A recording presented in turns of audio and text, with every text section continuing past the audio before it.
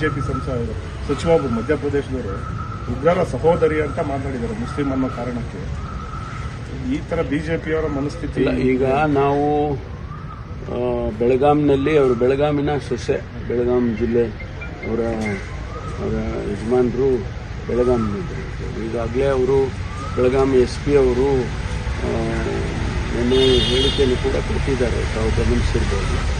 ಈಗ ಅವರಿಗೆ FIR ಮಾಡಿಕೊಂಡು ಅವ್ರ ಮೇಲೆ ಕೇಸ್ ರಿಜಿಸ್ಟರ್ ಮಾಡಿ ಮುಂದೆ ಕೇಂದ್ರ ಸರ್ಕಾರಕ್ಕೆ ತಿಳಿಸಿ ಅವರ ಕ್ರಮ ತಗೊಳ್ಳೋದಕ್ಕೆ ಸೂಚನೆ ಕೊಡಬೇಕು ಅಂತ ಕೂಡ ಹೇಳಿದ್ದೇವೆ.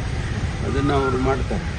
ಯಾಕೆಂದರೆ ಇದು ಅವರಿಗಷ್ಟೇ ಅವಮಾನ ಮಾಡೋದಿಲ್ಲ, ನಮ್ಮ ರಾಜ್ಯಕ್ಕೂ ಅವಮಾನ ಆದಂಗೆ ಆಗುತ್ತೆ ಮತ್ತು ದೇಶಕ್ಕೆ ಅವಮಾನದಂಗೆ. ಇದು ಇಂಥ ಸಂದರ್ಭದಲ್ಲಿ ಅಂಥ ಕೀಳು ಮನಸ್ಸು ಯಾರಿಗೂ ಬರಬಾರ್ದು.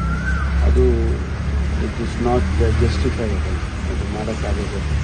ಆದ್ದರಿಂದ ಕಾನೂನಿನ ಪ್ರಕಾರ ಕ್ರಮ ತಗೊಳ್ಳೋಕ್ಕೆ ಖಂಡಿತವಾಗಿ ನಾವು ಈಗಾಗಲೇ ಸೂಚನೆಯನ್ನು ಕೊಟ್ಟಿದ್ದೇವೆ SP ಅವರಿಗೆ.